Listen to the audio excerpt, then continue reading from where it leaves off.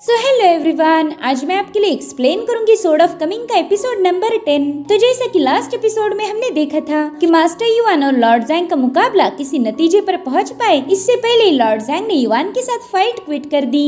इसलिए अब युवान सीधे चेनपिंग को खत्म करने निकल चुका था। इधर चेनपिंग निंग्याओ के साथ मिलकर रिवर में एरोज का एक ट्रैप बिछा देता है ताकि वो लोग युवान को उसमें फंसा कर खत्म कर पाए। साथ ही साथ निंग्याओ का काम था युवान को फाइट करते हुए उस ट्रैप वाले लोकेशन पर लेके आना। तो निंग्याओ ने अपने सारे पैंतरे अपनाते हुए जैसे तैसे युवान को रिवर के पास लेके आ गई। मगर यहाँ पर आते ही युवान को उनके प्लान के बारे में पता चल गया था, तो उसने रिवर का सारा पानी एब्जॉर्ब करते हुए निंग्याओ पर अटैक कर दिया। साथ ही साथ उसने चेनपिंग पर भी हमला कर दिया था, जो देखकर निंग्याओ ने गुस्से में आकर अपने मिस्टीरियस ऑरा को रिलीज कर दिया।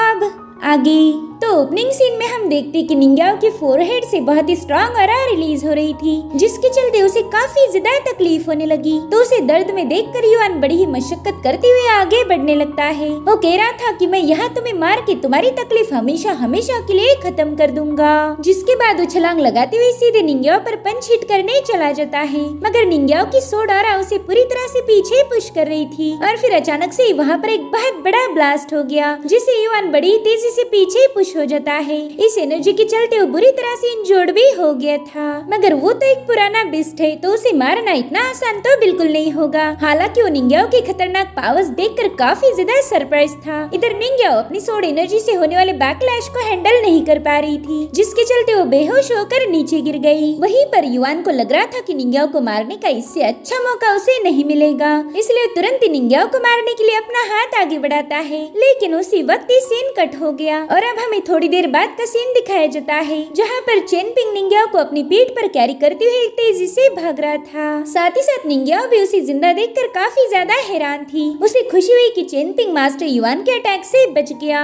अब यहाँ पर एग्जैक्टली हुआ क्या था ये हमें दिखाया जाता है। जब युवान निंग्याओ को मारने के लिए आगे बढ़ा, उसी वक्त चेनपिंग ने उसे बुरी तरह से घायल कर दिया था। साथ ही साथ युवान भी चेनपिंग को जिंदा देखकर काफी ज्यादा सरप्राइज्ड हो गया, क्योंकि इतनी देर से उसे यही लग रहा था कि उसने चेनपिंग को मार दिया होगा। मगर चेनपिंग उसका अटैक होने से पहले ही वहाँ से भागने में कामयाब हो गया। और अब चेनपिंग को अपने इतने करीब देखकर उस पर वो तुरंत एक जोरदार पंच हिट कर देता है, जिसके चलते चेनपिंग काफी दूर जाकर पटक गया था। वो घायल तो हो गया, मगर ब्रोकन पोर्सलेन के आर्मर ने उसकी हिफाजत की। इधर युवान एक बार फिर से चेनपिंग को मारने के लिए आगे बढ़ता ही है कि उसी वक्त उस पर हेवनली प्रेशर गिरना शुरू हो गया। इसी मौके का फायदा उठाते हुए चेनपिंग निंग्याओ को लेकर भागना स्टार्ट कर देता है, मगर एक बार फिर से युवान उसके पीछे आ जाता है। साथ ही वहाँ की पूरी जमीन डिस्ट्रॉय हो चुकी थी, तो चेनपिंग ने तुरंत ही निंग्याओ को दूर फेंकते हुए वो सीधे युवान के हाथ लग गया। अब युवान उस खाई में गिरते हुए चेनपिंग को भी चोक करने लगा। उसे कुछ भी करके चेनपिंग को खत्म करना था, इसलिए वो चेनपिंग पर अपने किलर पंच से अटैक करने ही वाला था कि तभी निंग्याओ की फ्लाइंग सोर्ड ने वहाँ आकर युवान पर हमला कर दिया। मीनवाइल चेनपिंग समझ जाता है कि निंग्याओ की सोर्ड एनर्जी और युवान ने जबरदस्ती अपनी पावर्स को बढ़ाने की वजह से वो पहले से थोड़ा कमजोर हो चुका है। तो इसी मौके का फायदा उठाते हुए चेनपिंग ने उसके मुंह पर एक जबरदस्त लात मार के उसे वहाँ की खाई में गिरा दिया। साथ ही साथ चेनपिंग ने समय रहते खुद को भी उस खाई में गिरने से बचा लिया। और अब वो ये सारी कहानी निंग्याओ को बता देता है। तो निंग्याओ चेनपिंग की तारीफ करते हुए कहने लगी कि मानना पड़ेगा तुम्हारे अंदर दम है। चलो अब मुझे ये बताओ कि जब मैं बेहोश थी तब तुमने मेरी बेहोशी का फायदा उठाते हुए मेरे साथ कोई ऐसी वैसी हरकत तो नहीं की। ये सुनकर बेचारा चेनपिंग शॉक हो जाता है। उसे तो ये समझ नहीं आ रहा था कि निंग्याओ इतने मुश्किल हालातों में भी उसके साथ मजाक कैसे कर सकती है। वहीं दूसरी तरफ युवान उस खाई को चीरते हुए उसमें से बाहर आ चुका था। तो निंग्याओ चेनपिंग को बताने लगी कि अब तुम्हें और तेज भागना होगा, तब तक मैं अपनी फ्लाइंग सोर्ड का यूज करते हुए उस युवान को बिजी रखूंगी। वहीं दूसरी तरफ लूमा चाओ खुश होते हुए कहने लगा कि एक मामूली सी लड़के ने जिसके पास कोई कल्टीवेशन पावर नहीं, उसने युवान को अपने पीछे आधी रात तक भगाया है। मैं तो पहले से ही जानता था कि ये युवान सिर्फ दिखता गेंडे जैसा है, मगर उसमें कोई स्पेशल पावर नहीं। अब तो मैं लगभग 10 सालों तक युवान का एक किस्सा अपने क्लैन को सुनाता रहूंगा। हमारे विंड एंड थंडर टाउन को हंसाने के लिए इससे बढ़िया कहानी मुझे नहीं मिलेगी। वैसे अगर इस टाउन में मैजिक यूज करना बैन नहीं होता तो मैं अपनी साउंड मिरर का यूज करके युवान और चेनपिंग की फाइट देखकर जरूर से मजे करता।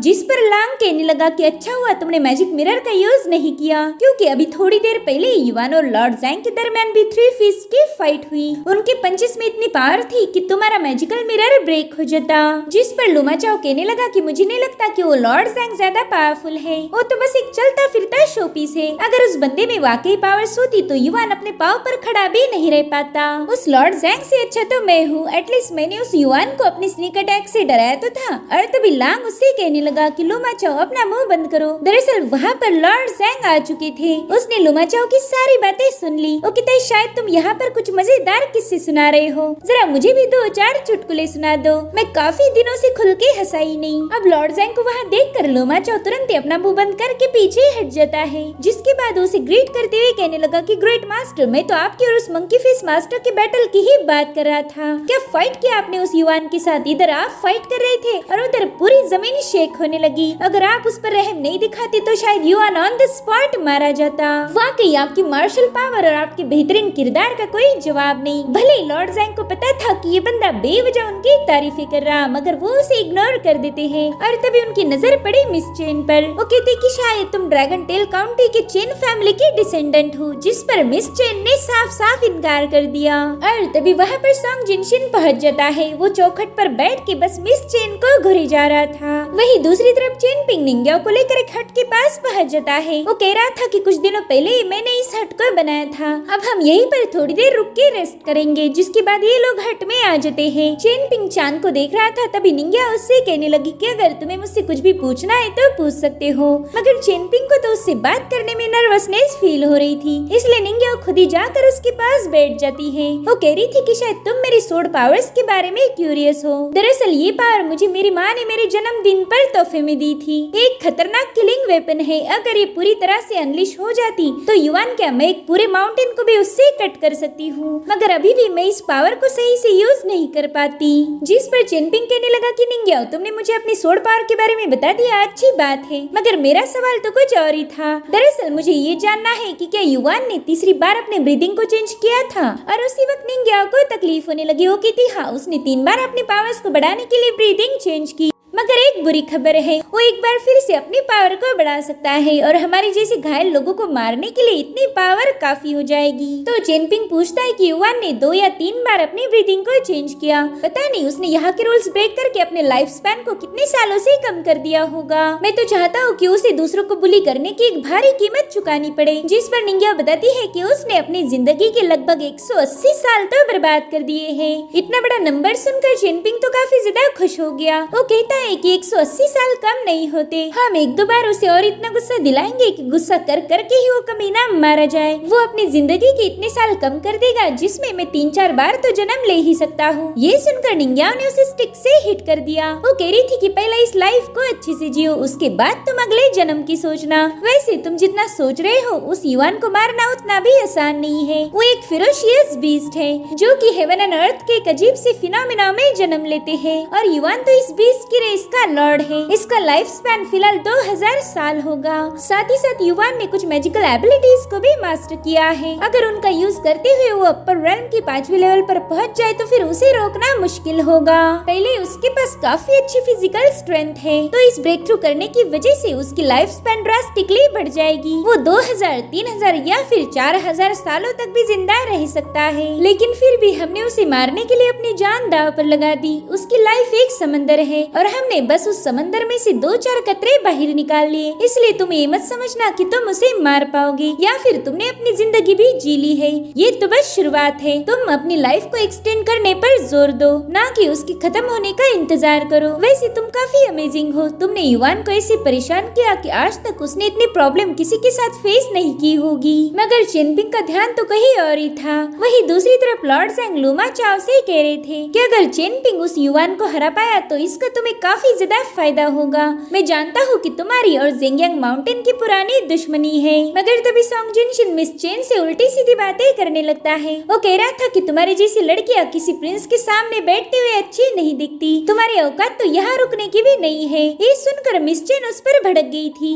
वो कहने लगी कि अगर तुमने एक लफ्ज भी और मुंह से निकाला तो मैं तुम्हें यहीं पर जिंदा गाड़ दूंगी। जिस पर सॉन्ग जिनशिन कहता है कि मुझे मारना इतना आसान नहीं। मुझ पर अटैक करने से पहले तुम्हें मेरे अंकल से निपटना ना होगा। तो मिस चेन लॉर्ड जैंग की तरफ देखते हुए गुस्से में खड़ी हो गई, मगर लॉर्ड जैंग तुरंत ही उस पर हेवी प्रेशर डालना शुरू कर देते हैं, जिससे वो तीनों लोग काफी ज्यादा सप्रेस हो रहे थे। साथ ही उन्हें काफी ज्यादा तकलीफ भी होने लगी। तब एक बंदा लॉर्ड जैंग से कहने लगा कि ये लेडी इस कॉन्टिनेंट से नहीं है, प्लीज इसे हर्ट करने से पहले एक बार फिर से सोच लीजिए। और तभी मिस चेन गुस्से में कहती कि जैंग, अगर तुमने मुझे मारा तो तुम्हारी ग्रेट डेली डायनेस्टी भी डिस्ट्रॉय हो जाएगी। कि तुम्हें अपने डेली डायनेस्टी की बिल्कुल भी फिक्र नहीं है। ये सुनकर लॉर्ड जैंग ने उसे गुस्से में पीछे पटक दिया। अब वो सीधे मिस चेन को मारने के लिए उसके पास पहुंच चुका था। वो कहता है कि शायद तुम्हें ये लग रहा है कि तुम्हारा बाप बहुत ज्यादा पावरफुल है, इसलिए तुम डेली डायनेस्टी के लॉर्ड के सामने बदतमीजी करने की जुर्रत दिखा रही हो। बताओ सॉन्ग जिनशिन इस हरकत को क्या कहते हैं? जिस पर सॉन्ग जिनशिन हंसते हुए बताने लगा कि इसे कहते हैं बकवास करना। ये लड़की बस बकवास करना जानती है। वहीं पर लांग अपनी पावर्स को एक्टिवेट करते हुए जैसे तैसे उठ जाता है, जिसके बाद वो लॉर्ड जैंग को कन्विंस करने लगा कि प्लीज इसे माफ कर दीजिए। आपके सामने बदतमीजी करके इस लड़की ने बहुत बड़ी गलती की है। मगर लॉर्ड जैंग उसकी एक नहीं सुनते। उसने तो अपना पंच बना लिया था। अब वो मिस चेन से कहने लगा कि रीइंकार्नेट होने के बाद दोबारा से मेरे सामने मत आना,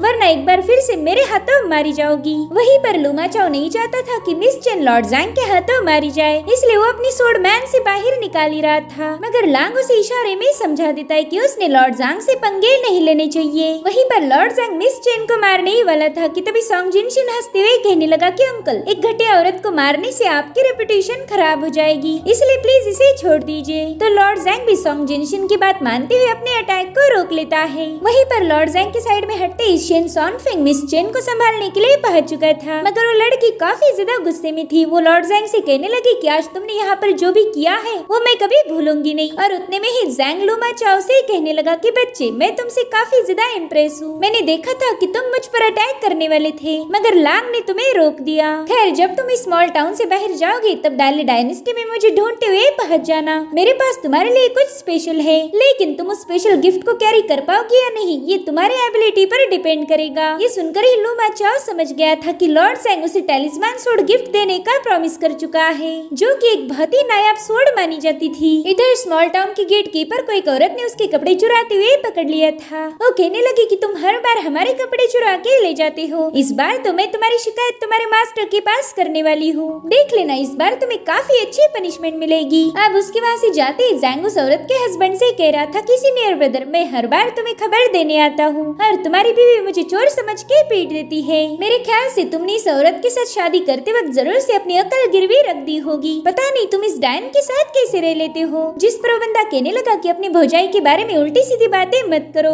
अब जल्दी भगो, तुम यहाँ पर क्यों आए थे? तो जैंग कहता है कि मैं तो हमारे मास्टर का पैगाम लेकर आया था, वो चाहते हैं कि तुम उस बंदे के साथ डील करो। अब यहाँ पर जैंग किसकी बात कर रहा था ये हमें क्लियरली बताया नहीं गया। तभी वो दूसरा बंदा जिसका नाम लियार था वो कहने लगा कि मैं किसी के फटे में टांग अड़ाने नहीं वाला, और दोबारा से मेरी बीवी के कपड़े चुराए तो मैं तुम्हारा मार मार के बुरा हाल कर दूंगा। जिस पर जैंग कहने लगा कि भाई, मुझे तेरी औरत के कपड़े चुरा कर क्या ही मिलेगा यार, मैं तो बस यहाँ पर हमारे मास्टर का मैसेज देने आया था, मगर मुझे तो ये लग रहा है कि तू भी उस औरत के साथ रह रह के पूरा पगला गया है। सुनकर लियार तुरंत ही उसके साथ फाइट करने के लिए रेडी हो जाता है। पहले एक फ्रेंडली गुस्सा था जिसे देखकर जैंग ने तुरंत ही वहाँ से भागना सही समझा, मगर वो जाते हुए कहने लगा कि अगली बार मैं तेरी बीवी के लिए एकदम मस्त इनरवेयर लेके आऊंगा ताकि वो मेरी पिटाई ना करे। वहीं दूसरी तरफ लॉर्ड जैंग सॉन्ग जिनशिन से कह रही थी कि वो लड़की हमारी दुश्मन नहीं थी, मगर फिर भी तुमने उसे जानबूझकर उकसाया ताकि वो मेरा अपमान करे, और मैं जानता हूँ कि ये तुमने क्यों किया है। तुम्हारा रियल सरनेम है चेन और वो लड़की भी चेन फैमिली की मेंबर है। दरअसल सॉन्ग जिनशिन एक इंपीरियल इंस्पेक्टर का नाजायज बेटा था और उस बंदे ने सॉन्ग जिनशिन को बचपन में ही अबेंडन कर दिया। उसने सॉन्ग जिनशिन की जिम्मेदारी लॉर्ड जैंग को सौंप दी थी और यही वजह थी कि सॉन्ग जिनशिन चेन नाम के हर एक शख्स से नफरत करता है। अब सॉन्ग कहने लगा कि वो बंदी बहुत ही ज्यादा पावरफुल फैमिली से बिलोंग करती है। अच्छा हुआ आपने उसे गुस्से में खत्म नहीं किया, मगर वो बंदी इस अपमान का बदला जरूर लेगी। क्या आपको इस बात की जरा भी फिक्र नहीं है? भले ही हमारी डेली डायनेस्टी काफी ज्यादा पावरफुल है, मगर इसका मतलब ये तो नहीं कि हम हर एक पावरफुल फैमिली से पंगे लेते रहे। जिस पर लॉर्ड जैंग कहने लगे कि तुम हमारी डेली डायनेस्टी को काफी ज्यादा अंडर एस्टिमेट कर रहे हो। इतना ही नहीं, तुम्हें तो अपनी जिनशिन फैमिली की काबिलियत पर भी बिल्कुल भरोसा नहीं है। वहीं दूसरी तरफ हम चिनपिंग को देखते हैं, जो कि टाउन के पास मौजूद वॉरियर के स्टोन स्टैचूज के पास पहुंच चुका था। वो कह रहा था कि मैंने इस जगह पर कितनी रातें बिताई, मगर कभी इन स्टैचूज को गौर से नहीं देखा।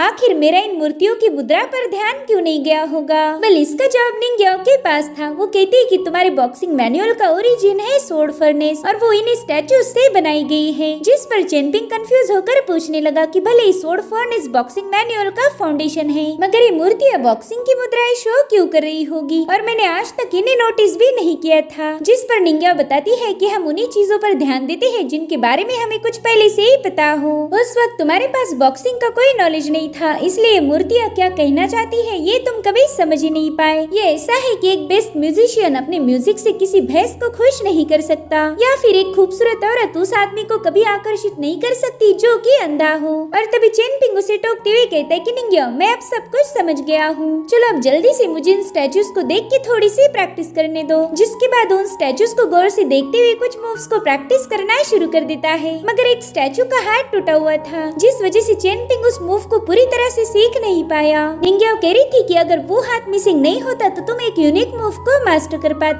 पता नहीं ये हाथ किसने ब्रेक किया होगा। और तभी अचानक से इन पर एक रॉक से अटैक हो गया तो चेनपिंग निंग्या को लेकर तुरंत एक पत्थर के पीछे छुप जाता है। वो कहने लगा कि शायद युआन ने हमें ढूंढ लिया है। जिस पर निंग्या कह रही थी कि युआन नहीं बल्कि कोई और है। इसका किलिंग इंटेंट युआन से भी ज्यादा स्ट्रॉन्ग महसूस हो रहा। और तभी निंग्या को तकलीफ होना शुरू हो जाती है क्योंकि वो बुरी तरह से घायल हो गई थी। अब हमें 1 घंटे पहले की कहानी दिखाई गई जहाँ पर माओ कुजान अपने घर की छत पर बैठ के चेनपिंग और युआन के फाइट के मजे ले रहा था। तभी उसकी ग्रैंड मदर उस पर चिल्लाने लगी। वो कह रही थी कि पता नहीं तुम आधी रात को छत पर बैठ के क्या कर रहे हो, जल्दी से नीचे आ जाओ। वैसे भी आज काफी ज्यादा सर्दी है, अगर नीचे नहीं आए तो तुम बीमार पड़ जाओगे। तो माओ कुजान उसकी बात मानते हुए तुरंत ही नीचे आ जाता है। वो कहने लगा ग्रैनी आपने भी मेरे साथ ही टाउन छोड़कर माउंट जेनू चलना चाहिए। जिस पर वो कहने लगी कि इस जन्म में तो मैं टाउन छोड़कर नहीं जा सकती, मगर तुम माउंट जेनू जाकर काफी पावरफुल बन जाओ और फिर तुम उन सब से बदला लेना जिन्होंने तुम्हें परेशान किया था।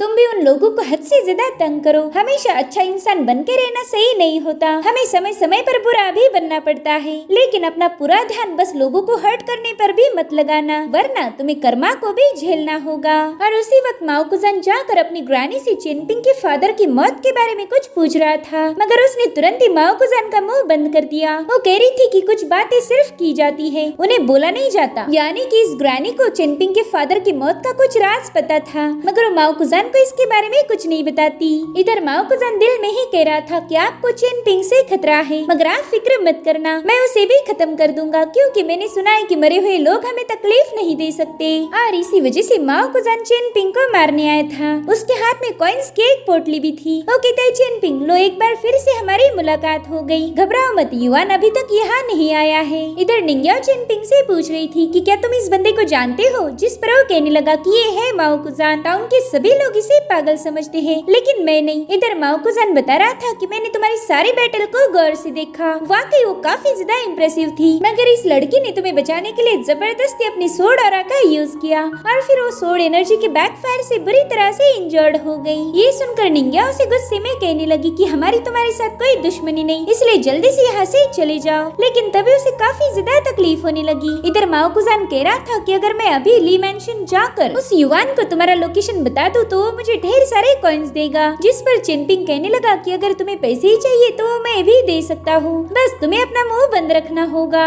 ये सुनते ही माओ कुजान ने अपने पैसों की पाउच नीचे फेंक दी। वो कह रहा था कि मैं यहाँ पैसों के लिए नहीं आया हूँ, देखो ली फैमिली ने तो तुम्हें ढूंढने का इनाम मुझे एडवांस में ही दे दिया था, मगर मुझे पैसे नहीं बल्कि कुछ और चाहिए। साथ ही वो निंग्या उसे कहने लगा कि तुमने एक ऐसे बंदे का साथ दिया है जिसने न जाने कितने लोगों के प्लान्स को बर्बाद कर दिया और अब तुमसे भी तुम्हारी पावर्स इसी चेनपिंग की वजह से छीनी जाएंगी, तो चलो जल्दी से उस सोड पावर को मेरे हवाले कर दो। ये सुनकर तो निंग्या उस पर काफी ज्यादा भड़क गई थी। वो कहने लगी कि तुमने मेरी सबसे अजीज चीज मुझसे मांगी है, शायद तुम्हें अपनी जान की बिल्कुल भी परवाह नहीं। इधर चेनपिंग को पता था कि निंग्या घायल होने की वजह से वो माओ कुजान का मुकाबला नहीं कर पाएगी, इसलिए वो कहने लगा कि तुम आराम करो और खुद को रिकवर कर लो, तब तक मैं इससे निपट लूंगा। जिसके बाद चेनपिंग माओ कुजान की तरफ आगे बढ़ने लगा। जो देख माओ कुजान कह रहा था कि तुम तो लड़की के सामने हीरो बनने चले हो, अच्छी बात है, वैसे भी पिछली बार रिवर के पास हमारी फाइट अधूरी रह गई थी, आज मौका भी है और दस्तूर भी, तो क्यों ना उसे पूरा कर ले। और अब माओ कुजान बड़ी तेजी से जाकर चेनपिंग पर ढेर सारे पंचेस हिट करने की कोशिश करता है, मगर चेनपिंग उसके पंचेस और किक्स को बड़ी ही आसानी से काउंटर कर रहा था। जिसके बाद चेनपिंग ने भी उसके साथ जबरदस्त फाइट करना शुरू कर दी। माओ कुजान उसके साथ फाइट करते हुए कह रहा था कि तुमने अपनी पूरी ताकत का यूज करना चाहिए, वरना मेरे हाथों मारे जाओगे। मेनवाइल वो चेनपिंग पर एक जबरदस्त पंच पंच हिट कर देता है, जिससे चेनपिंग काफी पीछे पुश हो गया, लेकिन चेनपिंग पर इसका कोई ज्यादा असर नहीं होता। अब वो बड़ी तेजी से जाकर माओ कुजान पर एक पंच हिट कर देता है। हालांकि माओ कुजान समय रहते वहाँ से गायब होकर सीधे स्टेचू पर पहुँच गया। वो कह रहा था कि चेनपिंग, तुम पिछली बार से काफी ज्यादा अलग लग रहे हो, मुझे लगा नहीं था कि तुम इतनी जल्दी तेज हो जाओगी। और इसी के साथ ये एपिसोड यहीं पर एंड हो जाता है। Thank you so much for watching. Bye bye, take care.